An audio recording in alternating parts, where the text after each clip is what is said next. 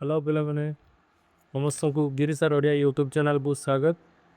ପୂର୍ବବର୍ତ୍ତୀ କ୍ଲାସ୍ରେ ଆମେ କରୁଥିଲେ ଅଷ୍ଟମ ଶ୍ରେଣୀର ପ୍ରଥମ ଅଧ୍ୟାୟରେ ଥିବା ବିଷୟ ପ୍ରାକୃତିକ ସମ୍ବଳ ଏବଂ ତା'ର ବ୍ୟବହାର। ଆଜି ଆମେ ପରବର୍ତ୍ତୀ ପାଠକୁ ପଢ଼ିବା। ପୂର୍ବ କ୍ଲାସ୍ରେ ଆମେ ଜାଣିଥିଲେ ଯେ ପ୍ରାକୃତିକ ସମ୍ବଳ କ'ଣ ଏବଂ ତାକୁ କିପରି ଆମେ ବ୍ୟବହାର ଉପଯୋଗୀ କରାଯାଇପାରୁଛି ସେ ବିଷୟରେ ଆମେ ପଢ଼ିଥିଲେ। ଆମେ ଚିତ୍ର ମଧ୍ୟ ଦେଖିଥିଲେ ତେଜସାଳ ଜଳପ୍ରପାତ କଥା ଏବଂ ସେଥିରେ କିଭଳି ରେଳ ସେତୁ ରହିଛି ସେ ବିଷୟରେ ମଧ୍ୟ ଆମେ ଦେଖିଥିଲେ। ପ୍ରକୃତି କେତେବେଳେ ସମ୍ବଳରେ ପରିଣତ ହୁଏ ତା କଥା ମଧ୍ୟ ଆମେ ଜାଣିଥିଲେ। ଆଜି ତାହେଲେ ଆମେ ଜାଣିବା ପ୍ରାକୃତିକ ସମ୍ବଳ କ'ଣ। ସେ ଯେଉଁ ଡେଫିନେସନ୍ ଥିଲା ସେ ଡେଫିନେସନ୍ଟା ଆମେ ଦେଖିନଥିଲେ। ଆଜି ସେ ବିଷୟରେ ଜାଣିବା ଯେ ପ୍ରାକୃତିକ ସମ୍ବଳ ବୋଲି ଆମେ କାହାକୁ କହୁଛୁ। ତେଣୁ ଏଠି ଲେଖା ହେଇଛି ଦେଖ, ସଂକ୍ଷେପରେ କହିବାକୁ ଗଲେ ପ୍ରକୃତିରୁ ମିଳୁଥିବା ଓ ମନୁଷ୍ୟ ପାଇଁ ଉପଯୋଗୀ ସମସ୍ତ ମୂଲ୍ୟବାନ ସାମଗ୍ରୀ ବା ପଦାର୍ଥକୁ ଆମେ ପ୍ରାକୃତିକ ସମ୍ବଳ ବୋଲି କହୁଛୁ। ଅର୍ଥାତ୍ ପ୍ରକୃତିରୁ ମିଳୁଥିବା, ଆମେ ସେଦିନ ଜାଣିଥିଲୁ ପ୍ରକୃତିରୁ ମିଳୁଥିବା ଆମ ପରିବେଶରେ ଯେଉଁ ଉପଲବ୍ଧ ହେଉଥିବା ଯେଉଁଗୁଡ଼ିକ କି ଭଗବାନ ସୃଷ୍ଟି କରିଛନ୍ତି ଏବଂ ଆପେ ଆପେ ସୃଷ୍ଟି ହୋଇକି ରହିଛି ଏବଂ ସେଗୁଡ଼ିକ ଦିନେ ଦୁଇ ଦିନରେ ସୃଷ୍ଟି ହେଇନାହିଁ, ବହୁ ବର୍ଷ ପୂର୍ବରୁ ବହୁତ ଦିନ ଧରି ସେଗୁଡ଼ିକ ସୃଷ୍ଟି ହେଇଥିଲା। ସେଇଗୁଡ଼ିକ ଅର୍ଥାତ୍ ପ୍ରକୃତିରୁ ମିଳୁଥିବା ଏବଂ ମଣିଷ ଉପଯୋଗୀ ମଣିଷର ବ୍ୟବହାରରେ ଲାଗୁଥିବା, ଯଦି ମନୁଷ୍ୟର ବ୍ୟବହାରରେ ଲାଗିବ ନାହିଁ ତାହେଲେ ତାକୁ ଆମେ ସମ୍ବଳ ବୋଲି କହିବା ନାହିଁ। ଏ କଥା ଆମେ ଆଗରୁ ମଧ୍ୟ ଜାଣିଛେ। ତେଣୁ ପ୍ରକୃତିରୁ ମିଳୁଥିବା ଏବଂ ମନୁଷ୍ୟ ପାଇଁ ଉପଯୋଗୀ ସମସ୍ତ ମୂଲ୍ୟବାନ ସାମଗ୍ରୀ ଯାହାରକୁ ମୂଲ୍ୟ ରହିଥିବ, ଅର୍ଥାତ୍ ସବୁ କିଛି ଉପଯୋଗରେ ଆସୁଥିବ, ଯାହାର କିଛି ମୂଲ୍ୟ ନଥିବ, ସେଗୁଡ଼ିକ ଆମର କିଛି କାମରେ ଆସୁନଥିବ, ତାକୁ ଆମେ ମୂଲ୍ୟହୀନ ବୋଲି କହିବା। ତେଣୁ ମୂଲ୍ୟବାନ ସାମଗ୍ରୀ ବା ପଦାର୍ଥକୁ ଆମେ କ'ଣ ବୋଲି କହୁଛେ? ପ୍ରାକୃତିକ ସମ୍ବଳ ବୋଲି କହୁଛେ। ତେଣୁ ଏ ଡେଫିନେସନ୍ଟା ମନେ ରଖିବ ସମସ୍ତେ ପିଲାମାନେ। ତେଣୁ କ'ଣ ଡେଫିନେସନ୍? ନା ପ୍ରକୃତିରୁ ମିଳୁଥିବା ଓ ମନୁଷ୍ୟ ପାଇଁ ଉପଯୋଗୀ ସମସ୍ତ ମୂଲ୍ୟବାନ ସାମଗ୍ରୀ ବା ପଦାର୍ଥକୁ ଆମେ କ'ଣ ବୋଲି କହୁଛୁ? ପ୍ରାକୃତିକ ସମ୍ବଳ ବୋଲି କହୁଛୁ। ତାହେଲେ ଜାଣିପାରିଲ ପ୍ରାକୃତିକ ସମ୍ବଳ କ'ଣ। ଆଜି ପଢ଼ିବା ପ୍ରାକୃତିକ ସମ୍ବଳର ପ୍ରକାର। ପ୍ରକାର ମାନେ କ'ଣ ନା କେଉଁ ହିସାବରେ ତାକୁ ଭାଗ କରାଯାଇଛି ଏବଂ କେତେ ଭାଗରେ ବିଭକ୍ତ କରାଯାଇଛି, କେମିତି ଭାଗ କରାଯାଇଛି। ଆଉ ଯଦି ଆମେ କ୍ୟାଟାଗୋରୀ ୱାଇଜ୍ ଭାଗ ନ କରିବା ତାହେଲେ ଆମେ ଜାଣିପାରିବା ନାହିଁ ସମ୍ବଳ କେତେ ପ୍ରକାର ଏବଂ କେଉଁ ହିସାବରେ ଭାଗ କରାଯାଉଛି। ଆଜି ଜାଣିବା ପ୍ରାକୃତିକ ସମ୍ବଳ ପ୍ରକାର। ଦେଖ ତାହେଲେ ପିଲାମାନେ, ବିଜ୍ଞାନରେ ଆମେ ବିଭିନ୍ନ ପଦାର୍ଥର ନାମକରଣ ଓ ବର୍ଗୀକରଣ ଏବଂ ତା'ର ଉପାଦେୟତା ବିଷୟରେ ଆମେ ଜାଣିଛେ। ବିଜ୍ଞାନ ପଢ଼ିଛ, ବିଜ୍ଞାନରେ ଜାଣିଥିବ ବିଭିନ୍ନ ପଦାର୍ଥ କିଭଳି ନାମକରଣ କରାଯାଉଛି ଏବଂ ତାକୁ କିଭଳି ଭାଗ କରାହେଉଛି ଏବଂ ତା'ର ଉପାଦେୟତା କ'ଣ ରହିଛି, ସେଗୁଡ଼ିକ ଆମର କେଉଁ କାମରେ ଆସୁଛି। ବିଭିନ୍ନ ପଦାର୍ଥର ବର୍ଗୀକରଣ କଲାବେଳେ ଆମେ କିଛି ସାଧାରଣ ଲକ୍ଷଣକୁ ବିଚାରକୁ ନେଉ। ଯେତେବେଳେ ଆମେ ପଦାର୍ଥକୁ ବର୍ଗୀକରଣ କରୁଛୁ ବା ଭାଗ କରୁଛୁ ସେତେବେଳେ ଆମେ କିଛି ସାଧାରଣ ଲକ୍ଷଣକୁ ବିଚାରକୁ ନେଇଥାଉ। ଯେମିତି ସେ ତା'ର କିଛି ଅନ୍ତର୍ନିହିତ ଲକ୍ଷଣ ଅଛି, ସେ ଦେଖିବାକୁ କିଭଳି କିମ୍ବା ତା'ର ବାହାରକୁ କ'ଣ ପାର୍ଶ୍ୱ ପ୍ରତିକ୍ରିୟା ରହିଛି, ତ ବିଭିନ୍ନ ଜିନିଷକୁ ଆମେ ବିଚାରକୁ ନେଇଥାଉ। ତେଣୁ କିଛି ସାଧାରଣ ଲକ୍ଷଣ ବିଚାରକୁ ନେଇ ବିଭିନ୍ନ ବର୍ଗରେ ନାମକରଣ ପାଇଁ ଏକ ଶବ୍ଦ ବା ବାକ୍ୟାଂଶ ବ୍ୟବହାର କରିଥାଉ। ତେଣୁ ଯେତେବେଳେ ପଦାର୍ଥକୁ ଆମେ ବର୍ଗୀକରଣ କରୁଛୁ ତା'ର ସାଧାରଣ ଲକ୍ଷଣକୁ ବିଚାରକୁ ନେଉଛୁ ଏବଂ ନାମକରଣ ପାଇଁ ଗୋଟେ ଶବ୍ଦ ନେଇଥାଉ କିମ୍ବା ଗୋଟେ ବାକ୍ୟାଂଶ ବ୍ୟବହାର କରିଥାଉ। ଯେତେବେଳେ ଏହି ନାମ ବା ବାକ୍ୟାଂଶକୁ ଲୋକମାନଙ୍କ ଭିତରେ ବ୍ୟବହାର କରାଯାଏ ସେତେବେଳେ ଏହାର ବ୍ୟାପକ ଅର୍ଥ ସହଜରେ ବୋଧଗମ୍ୟ ହୁଏ। ତେଣୁ କୌଣସି ଜିନିଷରେ ଯେତେବେଳେ ନାମକରଣ ହେବ ନାହିଁ ସେତେବେଳେ ଲୋକଙ୍କ ପାଖରେ ସେ ଜିନିଷ ମଧ୍ୟ ବ୍ୟାପକ ଭାବରେ ପହଞ୍ଚି ପାରିବ ନାହିଁ। ଅର୍ଥାତ୍ ଯେତେବେଳେ ଏହି ନାମ ଯେଉଁ ଦିଆହେଉଛି ବିଭିନ୍ନ ପଦାର୍ଥକୁ ଯେତେବେଳେ ନାମ ବା ବାକ୍ୟାଂଶ ଆକାରରେ ଆମେ ତାକୁ ଦେଉଛୁ ସେତେବେଳେ କ'ଣ ହେଇଥାଏ? ବ୍ୟାପକ ଅର୍ଥରେ ତାକୁ ସମସ୍ତଙ୍କ ପାଖରୁ ପହଞ୍ଚି ପାରିଥାଏ ଏବଂ ସହଜରେ ଲୋକମାନେ ସେ ବିଷୟରେ ମଧ୍ୟ ଜାଣିପାରିଥାନ୍ତି। ଏହାକୁ ବାରମ୍ବାର ବୁଝାଇବାର ଆବଶ୍ୟକତା ପଡ଼ିନଥାଏ ଏବଂ ଆମେ ମଧ୍ୟ ଏହାକୁ ଅଧିକ ପ୍ରଭାବଶାଳୀ ଢଙ୍ଗରେ ଉପସ୍ଥାପନା କରିଥାଉ। ଯେତେବେଳେ ଗୋଟେ ବସ୍ତୁର ବା ଗୋଟେ ପଦାର୍ଥର ନାମକରଣ ହୋଇଯାଏ ସେତେବେଳେ ତା ବିଷୟରେ ଆଉ ଡେଫିନେସନ୍ ଦେବାକୁ ପଡ଼ିନଥାଏ ବା ବେଶୀ ବାରମ୍ବାର ବୁଝାଇବାକୁ ପଡ଼ିନଥାଏ। ଏହାକୁ ଆମେ ଅଧିକ ପ୍ରଭାବଶାଳୀ ଢଙ୍ଗରେ ଉପସ୍ଥାପନ ମଧ୍ୟ କରିପାରିଥାଉ। ପୂର୍ବ ଶ୍ରେଣୀରେ ତୁମେ ସଜୀବ ଓ ନିର୍ଜୀବ ପଦାର୍ଥ ବିଷୟରେ ଜାଣିଛ। ପୂର୍ବ ଶ୍ରେଣୀରେ ଅର୍ଥାତ୍ ତୁମେ ତଳ କ୍ଲାସ୍ରେ ପଢ଼ିଥିବ ସଜୀବ କ'ଣ ନିର୍ଜୀବ କ'ଣ, ମାନେ ନାହିଁ। ସଜୀବ କହିଲେ କ'ଣ? ଆଚ୍ଛା କହିଲ ସଜୀବ ମାନେ କ'ଣ? ଯାହାର ଜୀବନ ଅଛି ତାକୁ ଆମେ ସଜୀବ ବୋଲି କହୁଛୁ। ନିର୍ଜୀବ କହିଲେ କ'ଣ? ଯାହାର ଜୀବନ ନାହିଁ ତାକୁ ଆମେ ନିର୍ଜୀବ ବୋଲି କହୁଛୁ। ଗଛ, ପଶୁ, ଆଉ ବିଭିନ୍ନ ପ୍ରକାର ଲତା ଏଗୁଡ଼ିକ ସବୁ ସଜୀବରେ ଯାଉଛନ୍ତି। ନିର୍ଜୀବରେ କ'ଣ ଯାହାର ଜୀବନ ନାହିଁ, ଯେମିତିକି କୋଇଲା କହିବା, ଲୁହାପଥର କହିବା, ଖଣିଜ ପଦାର୍ଥ ଏହିସବୁ ଗୁଡ଼ିକ ସବୁ କେଉଁଥିରେ ଯାଉଛନ୍ତି? ନିର୍ଜୀବ ପଦାର୍ଥ ରେ ଯାଉଛନ୍ତି। ଏ ବିଷୟରେ ମଧ୍ୟ ଆମେ ପୂର୍ବ ଶ୍ରେଣୀରେ ପଢ଼ିଛେ। ଆମେ ଏସବୁ ଶବ୍ଦ ବ୍ୟବହାର କରିବା ମାତ୍ରେ ଏହାର ଅର୍ଥ ଜଣାପଡ଼େ। ସେ ଶବ୍ଦ ଗୁଡ଼ିକ ଆମେ ବ୍ୟବହାର କରିବା ସେତେବେଳେ ଜାଣିକରିବା ଯେ ଏଇଟା କ'ଣ, ହଁ କି ନାହିଁ?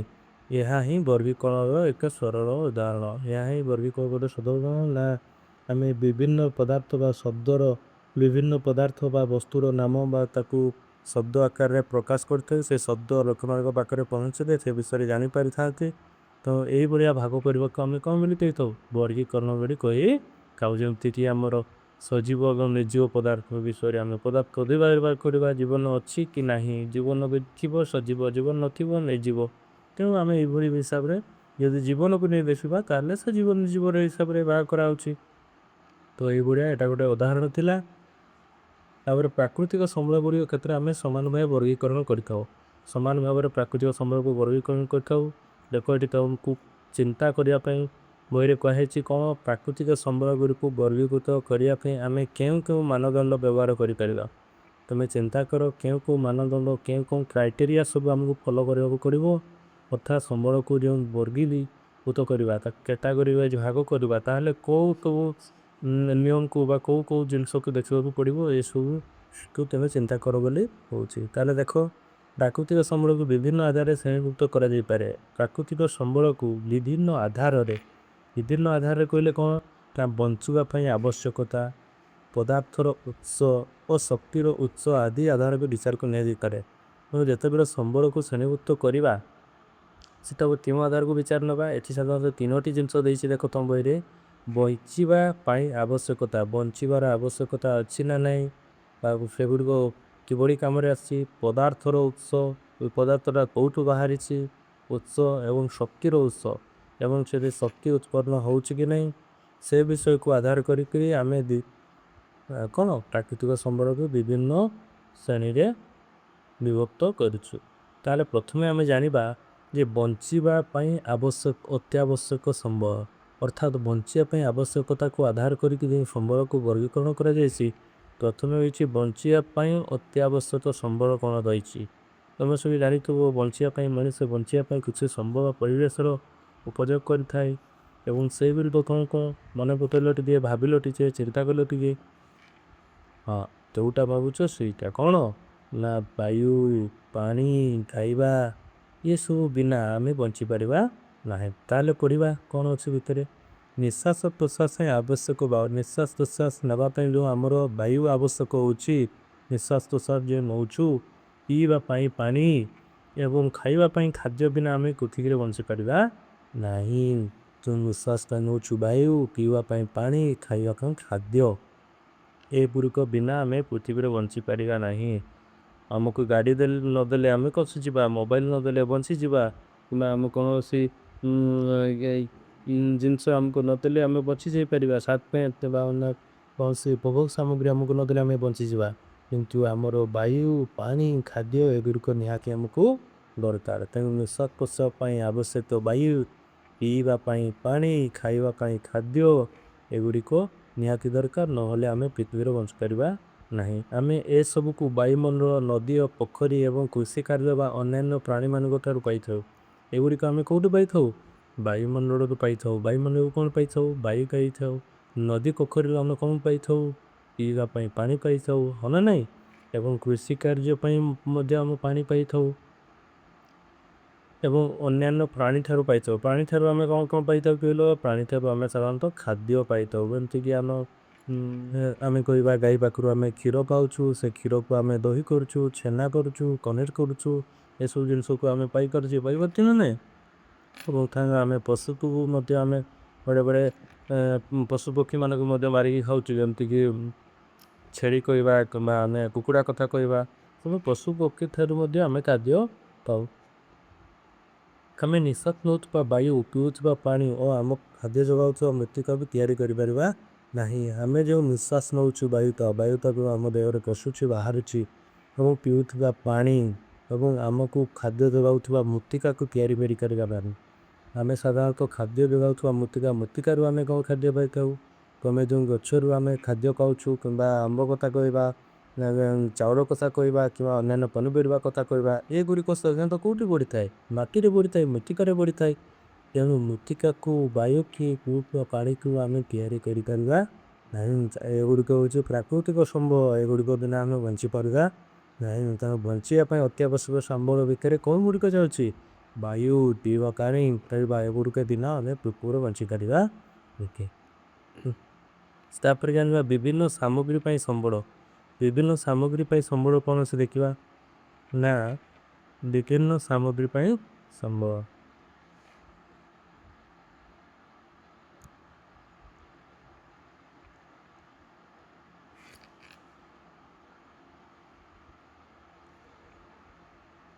ବିଭିନ୍ନ ସାମଗ୍ରୀ ପାଇଁ ସମ୍ବଳ। ପ୍ରକୃତି ଉପହାରରୁ ମଣିଷ ଭୌତିକ ବସ୍ତୁ ସୃଷ୍ଟି କରିଛି। ପ୍ରକୃତିର ଉପହାର ବି ମଣିଷ ଭୌତିକ ସମ୍ବଳ କହିଲେ ଯେଉଁଗୁଡ଼ିକ ଆମେ କି ଦେଖିପାରୁଛୁ ଏବଂ ସେଗୁଡ଼ିକ ସ୍ପର୍ଶ କରିପାରୁଛୁ, ସେଗୁଡ଼ିକୁ ଭୌତିକ ବସ୍ତୁ ବୋଲି କୁହାଯାଉଛି। ପ୍ରକୃତିର ଉପହାର ମଣିଷ ଭୌତିକ ବସ୍ତୁ ସୃଷ୍ଟି କରିଛି। ଆମେ ସେଗୁଡ଼ିକ ଆମର ଖୋଜ ହେଇଥାଏ କାହିଁକି ବା ସୌନ୍ଦର୍ଯ୍ୟ ସାମଗ୍ରୀ ତିଆରି କରିବା ପାଇଁ ବ୍ୟବହାର କରିଥାଉ। ଏହା ଆମ ଜୀବନ ଓ ଅନ୍ୟମାନଙ୍କ ଜୀବନକୁ ସମୃଦ୍ଧ କରିଥାଏ। ତେଣୁ ପ୍ରକୃତିର ଉପହାରରୁ ପ୍ରକୃତିର ବିଭିନ୍ନ ପ୍ରକାର ଜିନିଷକୁ ଆମେ ଉପଯୋଗ କରି ମନୁଷ୍ୟ ଭୌତିକ ବସ୍ତୁ ସୃଷ୍ଟି କଲା ଏବଂ ଆମେ ସେଗୁଡ଼ିକ ଆମର ଉପଯୋଗିତା ଆମ ଦୈନନ୍ଦିନ କାର୍ଯ୍ୟରେ ନୀତି ଦିନିଆ କର୍ମରେ ଆମର ଉପଯୋଗ ପାଇଁ ସେଗୁଡ଼ିକୁ ବ୍ୟବହାର କରୁଛୁ ବା ସୌନ୍ଦର୍ଯ୍ୟ ସାମଗ୍ରୀ ତିଆରି କରିବା ପାଇଁ ବ୍ୟବହାର କରିଥାଏ। ସୌନ୍ଦର୍ଯ୍ୟ ସାମଗ୍ରୀ ଏବେ ଆମର ଦୈନନ୍ଦିନ ସେ ମଧ୍ୟ ଯାଉଛି ଆମର ଦୈନନ୍ଦିନ କର୍ମର ବିଭିନ୍ନ ପ୍ରକାରର ଜିନିଷରେ ଆମେ ବ୍ୟବହାର କରିଥାଉ। ଏହା ଆମ ଜୀବନ ତଥା ଅନ୍ୟମାନଙ୍କ ଜୀବନକୁ ସମୃଦ୍ଧ କରିଥାଏ। ଆମ ଜୀବନକୁ ସମୃଦ୍ଧ କରିଥାଏ ତଥା ଅନ୍ୟମାନଙ୍କ ଜୀବନକୁ ମଧ୍ୟ ସମୃଦ୍ଧ କରିଥାଏ। ଉଦାହରଣ ଭାବରେ ଦେଖିଲେ ତମେ ଜାଣିପାରିବ ପିଲା, ଗୋଟେ କାଠ ଖଣ୍ଡକୁ ଚୌକିରେ ରୂପାନ୍ତରିତ କରାଯାଇପାରିବ ଏବଂ ଏହାକୁ ମଧ୍ୟ ଖୋଦିତ କରାଇ ସୌଖିନ ପ୍ରତିମୂର୍ତ୍ତି ନିର୍ମାଣ କରାଯାଇପାରିବ। ହେଲେ କାଠ ଖଣ୍ଡକୁ ଗୋଟେ କେଉଁଥିରେ ତିଆରି କରାଯାଇପାରିବ? ଚୌକି ତିଆରି କରାଯାଇପାରିବ ଏବଂ ଏହାକୁ ଖୋଦିତ କରାଯାଇ ସୌଖିନ ପ୍ରତିମୂର୍ତ୍ତି ନିର୍ମାଣ ମଧ୍ୟ କରାଯାଇପାରିବ।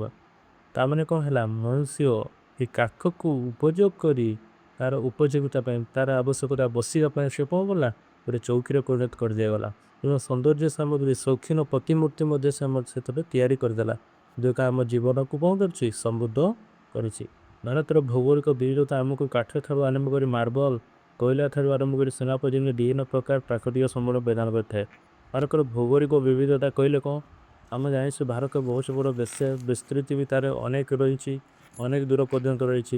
ତ ଭାରତରେ ଯେହେତୁ ବିଭିନ୍ନ ପ୍ରକାରର ଭୌଗୋଳିକ ଅବସ୍ଥିତି ଦେଖାଯାଏ, କାରଣ ବିଭିନ୍ନ ପ୍ରକାର ଜାଗାରେ ବିଭିନ୍ନ ପ୍ରକାରର ମୃତ୍ତିକା, ବିଭିନ୍ନ ପ୍ରକାରର ଜଳବାୟୁ, ବିଭିନ୍ନ ପ୍ରକାର ପାଣିପାଗ ଦେଖାଯାଏ।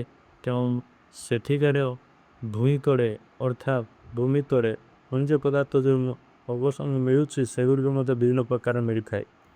ମାନେ ପାଥର ଆରମ୍ଭ କରି ମାର୍ବଲ ସବୁ ଜିଲ୍ଲାରେ କ'ଣ ମାର୍ବଲ ପାଇବ? ସବୁ ଜାଗାରେ କ'ଣ କୋଇଲା ପାଇବ? ନା ସବୁ ଜାଗାରେ କ'ଣ ସୁନା ପାଇବ? କିନ୍ତୁ ଏସବୁ ଜିନିଷ କେଉଁଠି ନା କେଉଁଠି ଆମର ଭାରତରେ ରହୁଛି। ତ ସେଗୁଡ଼ିକୁ ଆମକୁ କ'ଣ ଦେଉଛି? ଆମର ଜୀବନକୁ ସମୃଦ୍ଧ କରୁଛି। ତେଣୁ ଏଇ ପ୍ରାକୃତିକ ପରିବେଶ ଆମକୁ ଏ ସମ୍ବଳ ଗୁଡ଼ିକ ପ୍ରଦାନ କରିଥାଏ। ତାପରେ ଆସିଲା ଶକ୍ତି ପାଇଁ ସମ୍ବଳ। ଶକ୍ତି ପାଇଁ ସମ୍ବଳ, ଶକ୍ତି କହିଲେ କ'ଣ? ଏନର୍ଜି କ'ଣ? ଏନର୍ଜି ଭିତରେ ଏମିତି ଜାଣିବା ଶକ୍ତି ପାଇଁ ଆମେ କିଭଳି ସମ୍ବଳକୁ ବ୍ୟବହାର କରୁଛୁ ବା ଶକ୍ତି ଆଧୁନିକ ଜୀବନଶୈଳୀର ଆଧାର ଥିଲା। ଆଧୁନିକ ଯୁଗରେ ବର୍ତ୍ତମାନ ଯୁଗରେ ଆମର ଯଦି ଶକ୍ତିକୁ ଉପଯୋଗ କରିବା ନାହିଁ ବା ଶକ୍ତିକୁ ଆମେ ପାଇବା ନାହିଁ, ତାହେଲେ ଆମର ଜୀବନ ମଧ୍ୟ ତିଷ୍ଠିବା ସମ୍ଭବ ନୁହେଁ। ଆମ ଗୃହ ପରିବହନ ବିଭିନ୍ନ ପ୍ରକାର ଉତ୍ପାଦନ ପ୍ରକ୍ରିୟା ପାଇଁ ବିଦ୍ୟୁତ୍ ଶକ୍ତି ଆବଶ୍ୟକ ପଡ଼ିଥାଏ। ଘରେ ପରିବହନ ଗୋଟେ ଜାଗାରେ ଆଉ ଗୋଟେ ଜାଗା ଯିବା ପାଇଁ କିମ୍ବା ଜିନିଷପତ୍ର ନେବା ଆଣିବା କରିବା ପାଇଁ ବା ବିଭିନ୍ନ ପ୍ରକାରର ଉତ୍ପାଦନ ପ୍ରକ୍ରିୟା ପାଇଁ ବିଭିନ୍ନ ପ୍ରକାର ଉତ୍ପାଦନ କହିଲେ ବିଭିନ୍ନ ପ୍ରକାର ଜିନିଷ ଆମେ ମେସିନ୍ ସାହାଯ୍ୟରେ ତିଆରି କରିବା ପାଇଁ କ'ଣ ହୋଇଥାଏ? ବିଦ୍ୟୁତ୍ ଶକ୍ତି ଆବଶ୍ୟକ ପଡ଼ିଥାଏ। ଯେମିତିକି ଆମେ କହିବା ରୋଷେଇ ଘରେ ମସଲା ବାଟିବା ପାଇଁ ଗ୍ରାଇଣ୍ଡର ଆବଶ୍ୟକତା ପଡ଼ିଥାଏ, ରୋଷେଇ କରିବା ପାଇଁ ଇଣ୍ଡକ୍ସନ୍ ଆବଶ୍ୟକ ହୋଇଥାଏ। ବୁଝିପାରୁଛ କି ନାହିଁ? ଲାଇଟ୍ ଜଳାଇବା ପାଇଁ କ'ଣ ହୋଇଥାଏ? ବିଦ୍ୟୁତ୍ ଶକ୍ତି ଆବଶ୍ୟକ ହୋଇଥାଏ। କାରଣ କୋଇଲା, ଜଳ, ପେଟ୍ରୋଲିୟମ, ପ୍ରାକୃତିକ ଗ୍ୟାସ୍, ସୂର୍ଯ୍ୟକିରଣ, ପବନ ଆଦି ବିଭିନ୍ନ ପ୍ରାକୃତିକ ଉତ୍ସରୁ ଏ ଶକ୍ତି ଆସିଥାଏ। ତାହେଲେ ଏ ଶକ୍ତି ସବୁ କେଉଁଠୁ ଆସିଥାଏ? ଏଇଥିରେ ଆସିଥାଏ। କୋଇଲାରୁ ଆସିଥାଏ, ଜଳରୁ ଆସିଥାଏ, ପେଟ୍ରୋଲିୟମରୁ ଆସିଥାଏ, ପ୍ରାକୃତିକ ଗ୍ୟାସ୍, ସୂର୍ଯ୍ୟକିରଣ, ପବନ ଏଇଥିରୁ ସବୁ ଶକ୍ତି ଆସିଥାଏ। କୋଇଲାରୁ କେମିତି ଆସିଥାଏ ନା ତୈଳାକ୍ତ ଜାଳିକି ବିଦ୍ୟୁତ ଶକ୍ତି ଉତ୍ପନ୍ନ ହେଇଛି, କୋଇଲାରେ ଆମେ ରୋଷେଇ କରୁଛୁ। ଜଳରୁ କେମିତି ଶକ୍ତି ପାଉଛୁ, ଜଳକୁ ଜଳ ବିଦ୍ୟୁତ ଶକ୍ତି ପାଇଛୁ ଆମେ ଜାଣିଥିବୁ ଓଡ଼ିଶାରେ ହୀରାକୁଦ ଜଳ ଭଣ୍ଡାରରେ କେମିତି ଜଳ ବିଦ୍ୟୁତ ଶକ୍ତି ଉତ୍ପନ୍ନ କରାଯାଉଛି। ପେଟ୍ରୋଲିୟମ ପଦାର୍ଥ ଯେଉଁ ରହିଲା ପେଟ୍ରୋଲ ହଉ ଡିଜେଲ ହଉ ଇଏ ସବୁରୁ ମଧ୍ୟ ଆମେ କ'ଣ ପାଉଛୁ ଶକ୍ତି ପାଉଛୁ। ଏଇରୁ ଗାଡ଼ିରେ ରାହିଲେ ଗାଡ଼ି ଚାଲୁଛି ଏବେ ଗୋଟେ ଜାଗାରୁ ଆଉ ଗୋଟେ ଜାଗାକୁ ଯାଉଛୁ ହଁ ନା ନାହିଁ। ପ୍ରାକୃତିକ ଗ୍ୟାସ୍ କହିଲେ ଭୂଇଁକରୁ ଯେଉଁ ଗ୍ୟାସ୍ ମିଳୁଛି ସେ ଗ୍ୟାସ୍କୁ ଆମେ ସିଲିଣ୍ଡରରେ ଭର୍ତ୍ତି କରି ସେଗୁଡ଼ିକୁ ଆମେ ରୋଷେଇ କାର୍ଯ୍ୟରେ ବ୍ୟବହାର କରୁଛୁ ନା ନାହିଁ। ସୂର୍ଯ୍ୟ କିରଣ ସୂର୍ଯ୍ୟଠାରୁ ଯେଉଁ କିରଣ ଆସୁଛି ସେଥିରେ ଆମେ ସୋଲାର ପ୍ୟାନେଲ ମାଧ୍ୟମରେ ସୂର୍ଯ୍ୟକୁ ଆମେ ବିଦ୍ୟୁତ ଶକ୍ତିରେ ପରିଣତ କରୁଛେ, ସୂର୍ଯ୍ୟ କିରଣକୁ ବିଦ୍ୟୁତ ଶକ୍ତିରେ ରୂପାନ୍ତରିତ କରୁଛେ ହଁ ନା ନାହିଁ। ଏବଂ ସେହି ଶକ୍ତିକୁ ଆଧାର କରି ଆମେ ଅନେକ ଜିନିଷ ଉତ୍ପନ୍ନ କରୁଛେ।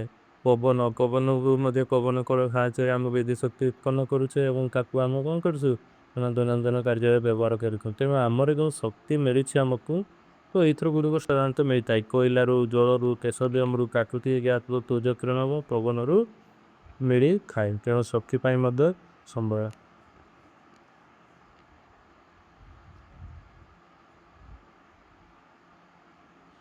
ତାହେଲେ ପିଲାମାନେ କାଠ କେମିତି ଲାଗିଲା କମେଣ୍ଟ ମାଧ୍ୟମରେ ଜଣାଇବ। ଯଦି ନୂଆ କରି ଚ୍ୟାନେଲକୁ ଆସିଥିବ ଲାଇକ୍ କମେଣ୍ଟ ଏବଂ ସବସ୍କ୍ରାଇବ୍ ନିଶ୍ଚିତ କରିବ। ଆମେ ଆଜି ପାଇଁ ଏତିକି, ପରବର୍ତ୍ତୀ କ୍ଲାସ୍ରେ ଆମେ ପଢ଼ିବା ନବୀକରଣ ଯୋଗ୍ୟ ଏବଂ ନବୀକରଣ ଅଯୋଗ୍ୟ ସନ୍ଦେହ। ରହୁଛି ପିଲାମାନେ ସମସ୍ତଙ୍କୁ ଧନ୍ୟବାଦ।